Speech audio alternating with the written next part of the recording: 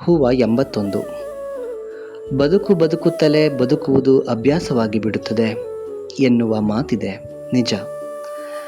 ನೂರಾರು ಸವಾಲು ಸಮಸ್ಯೆಗಳ ನಡುವೆಯೂ ಬದುಕಿನೆಡೆಗೆ ಮುಖ ಮಾಡಲೇಬೇಕು. ಇರುವುದೊಂದೇ ಜನ್ಮ ಎಂಬ ದಾಸವಾಣಿಯೋ, ಇರುವುದೊಂದೇ ಬದುಕು ಎಂಬ ಕವಿವಾಣಿಯೋ, ಇರಲೇಬೇಕಾದ ಅನಿವಾರ್ಯತೆಗೋ ನಾವು ಒಗ್ಗಿಕೊಳ್ಳಬೇಕು.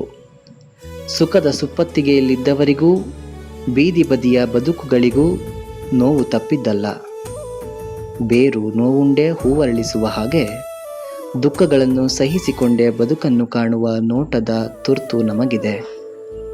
ಅರಳಿ ಬೀಳುವ ಹೂವು ಇರುವಷ್ಟು ಕಾಲ ನಗುತ್ತಾ ನಮಗೂ ಅದನ್ನೇ ದಾಟಿಸ್ತದಲ್ಲ, ಅಂತಹ ಬಾಳ್ವೆ ನಮ್ಮದಾಗಬೇಕಿದೆ ಸ್ನೇಹಿತರೆ.